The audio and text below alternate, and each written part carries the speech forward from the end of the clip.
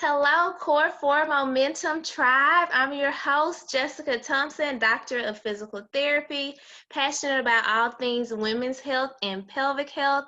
Today, I have the honor of interviewing Phalia Kester. She is a woman, a mother of two, and the host of How to Take a Break podcast. She started this podcast back in October 2019, and now she's on her 23rd episode.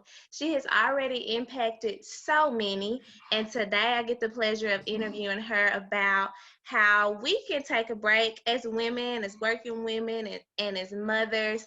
And she's going to give us some tips and ways on how we can just get some more rest into our days because it is so important.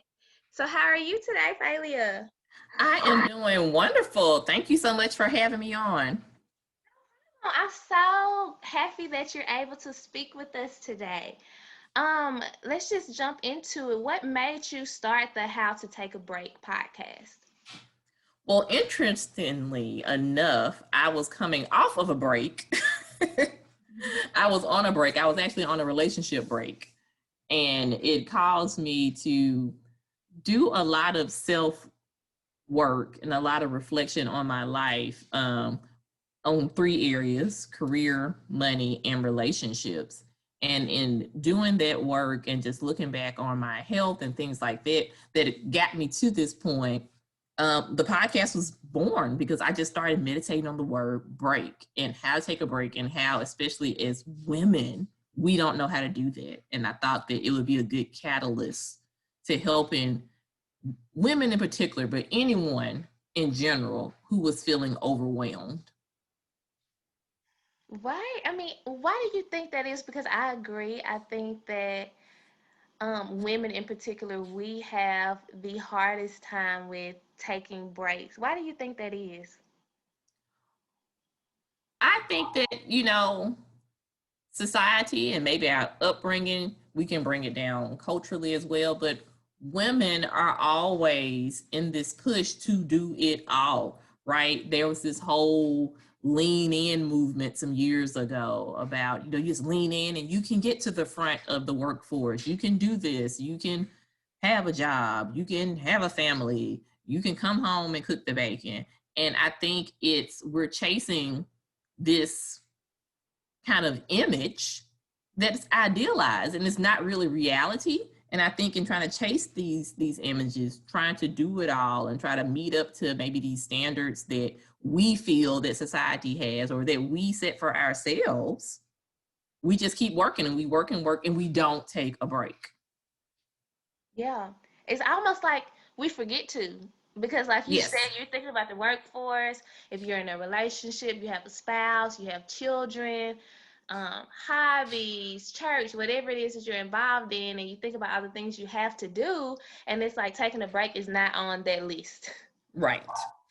And we don't think we have the time. That's another thing as well. Yeah, because I mean, I am a single person. I am not a mother.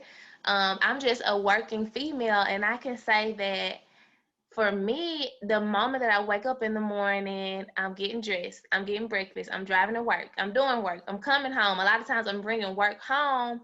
Mm-hmm. And if I really, even if I'm just looking at my day to day, I never had a moment, I mean, not even 2 minutes where I just like sat in silence and just with my thoughts. I never really took a break until I, go to sleep at night.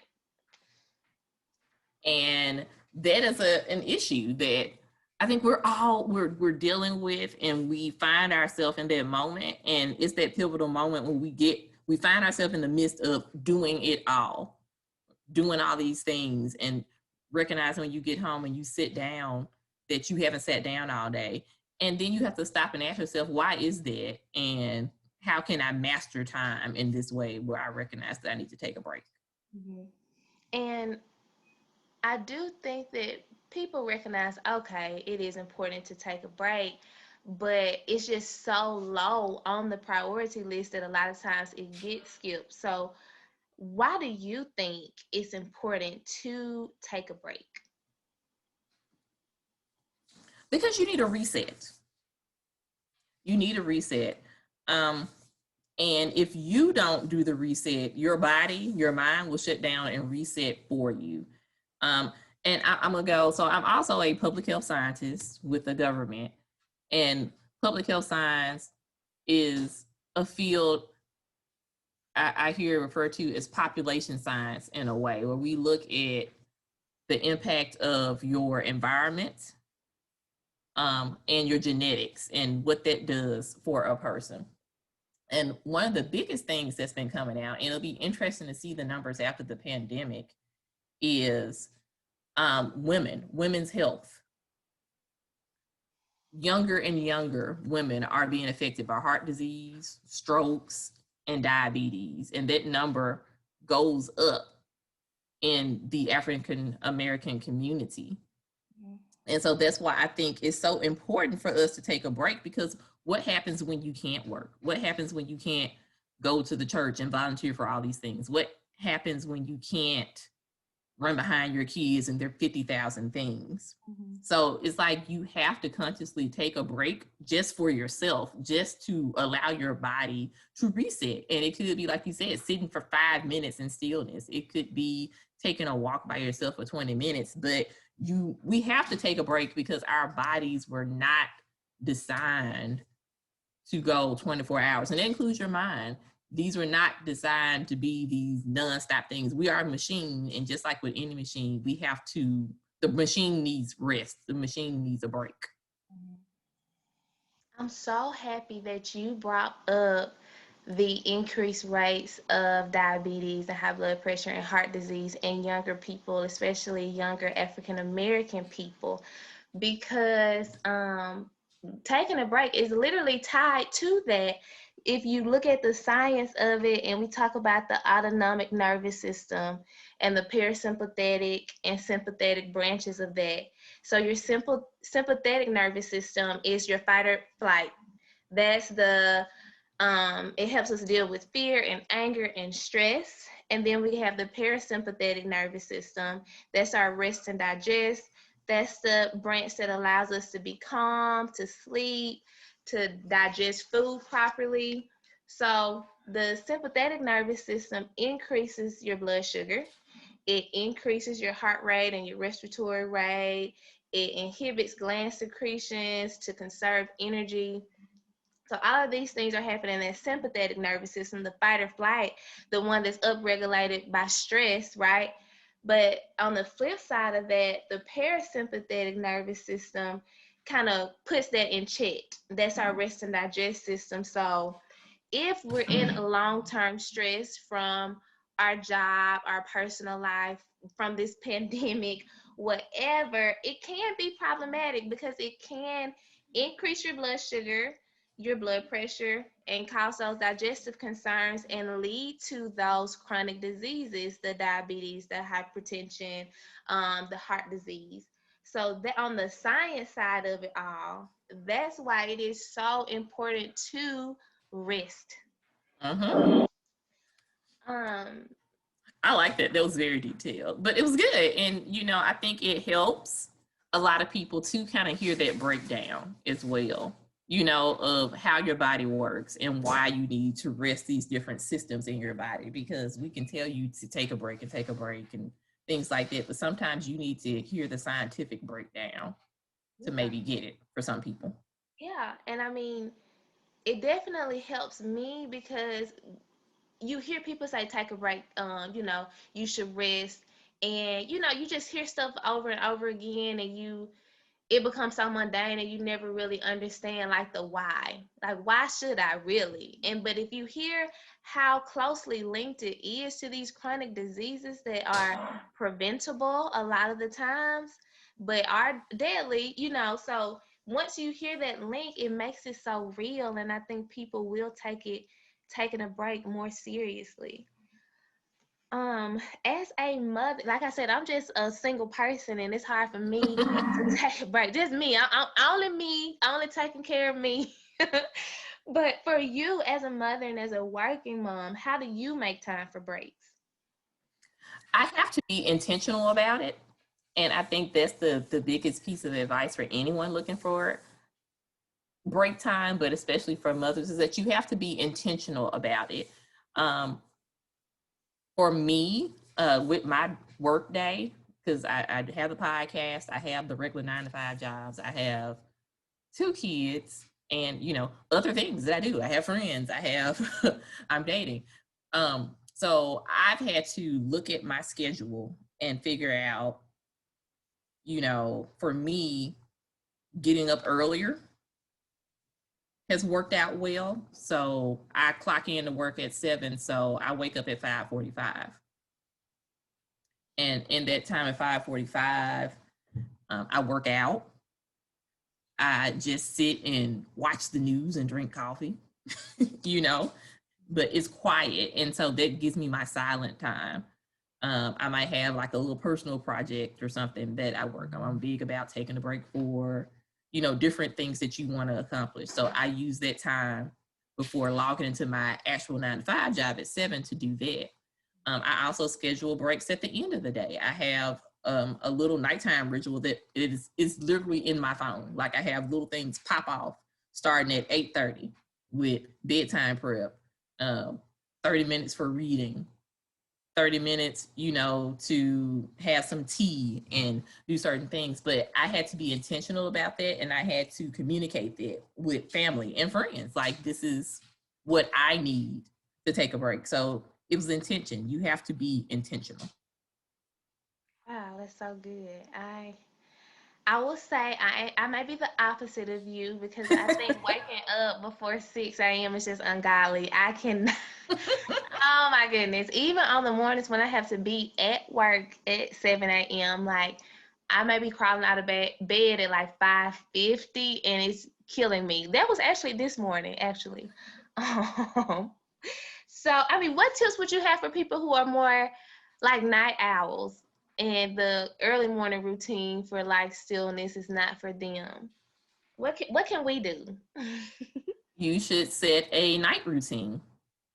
So if your day starts early in the morning, so you're not going to be productive anyway early in the morning if you're a night owl. So what can you change and you shift around in your evening? I feel like a lot of times we have time, but we kind of get in our head and tell ourselves that we don't have the time. I have a tool that I actually sell on Etsy that allows you just write out your day. What does your evening look? You might find that a lot of times you're just sitting there watching Grey's Anatomy or scrolling through Instagram. Again, nothing wrong with these things. I want all these things. I love Grey's Anatomy. I love Instagram. But you can also repurpose that time, to, if you want to start meditating or something like that, that might be your meditation time. If you're one of those people that you want to work out, that might be the time that's right for you. I mean, there are studies that find that people that work out before bed, it actually helps them fall asleep, especially if you have trouble sleeping. You might need that in your schedule. If you're someone who wants to read, wants to start being a better reader or something, schedule that in the evening. But the biggest thing is to just look at your evening schedule. What are you usually doing? Write it down. Put it on paper. Jot down what you do 7 o'clock, 8 o'clock, 9 o'clock, 10 o'clock. And you will see that you probably have 30 minutes, 20 minutes, 15 minutes that you can spend taking a break for yourself, taking a break to sit still, to read, to accomplish the things that you want to accomplish. Okay, I will definitely be looking on your Etsy to organize my life in that way because you are right. I mean, we all have the same 24 hours in the day. We just have to allot, the time to what matters. And I will say, I organize things in my mind. I buy planners every year and I don't utilize them the way that I should. So I think if I would write down my day to day and figure out what is the best time for me to have those moments of rest and to take a break, I think that'll be really beneficial for me. So thank you. Yes. And I know now, like you're kind of like a pro at all of this and being a mom because your children are older. Tell me what did it look like for you to take a break when you were a new mom, or did you take breaks? See, and I had to think about that. I actually failed a lot in that area. And that kind of led to a big health thing that happened about 3 years ago. I have to think about it. Yes, 2021. So it's going on 4 years now, where I almost had a stroke, and it was like everything happened, collapsed in at that time. So I almost had a stroke. Some months before that, the doctor told me I was pre-diabetic. Then, so after the stroke almost happened, got diagnosed with asthma. Then I got diagnosed with osteoarthritis, and that was just my body, and you can probably feel this as well. That was just my body telling me I needed to sit my butt down somewhere and take breaks because I was doing too much. And it just got to a point where everything just started failing.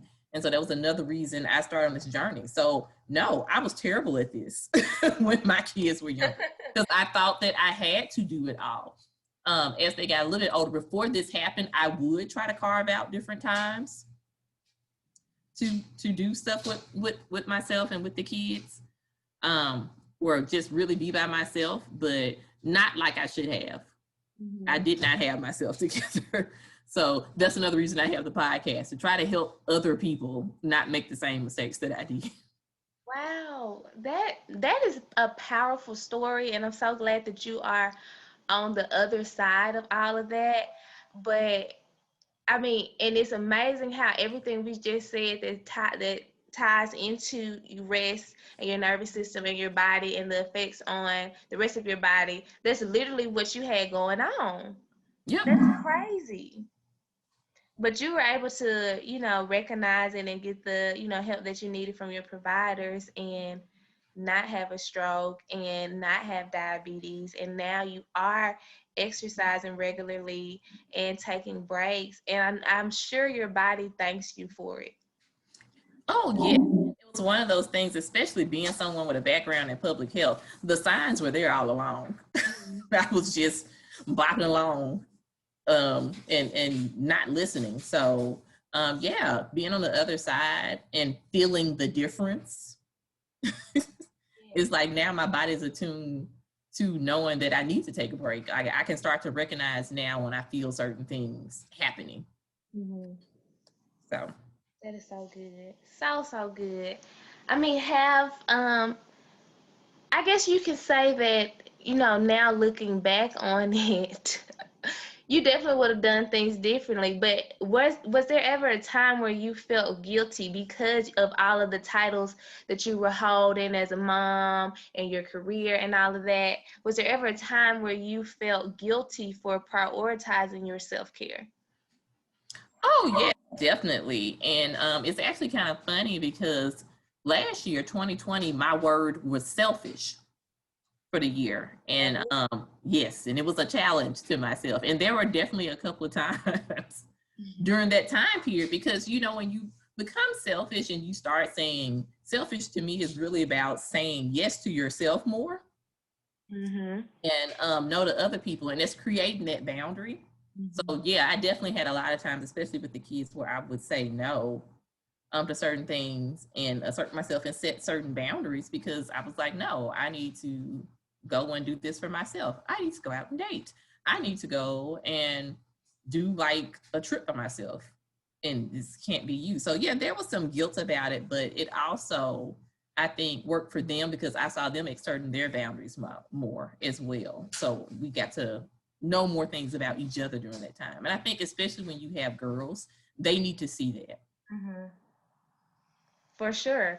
And that's so good because, like, you having daughters or sons or whatever you have, as a parent, you want to model good behaviors for your children. And it's so good that your girls get to see that, yes, my mom has got it going on. She has a podcast, she has a job, she's a good mom, but she also makes time for herself because she is a human first. Yeah. Definitely. What advice would you give listeners who are having difficulty with making time for themselves? So, one thing that I said this on the episode of my podcast, which is Beyonce has 24 hours in the day. You have the same 24 hours. Now, people will try to say, well, you know, Beyonce has nannies and a maid service and trainers and things like that. But if you get yourself organized, right, and write down your time, you will find that you actually have a lot of time that you've been wasting. Mm-hmm. And you have the time to make time for yourself. And it might be just about delegating. How many mothers are out there cleaning this whole house, but you have like 3 or 4 kids at home that can be helping out and they can learn those skills? Delegate that. Let them do their laundry. Make it a thing so you can sit down and you can have a break. It might be something where everybody in your household is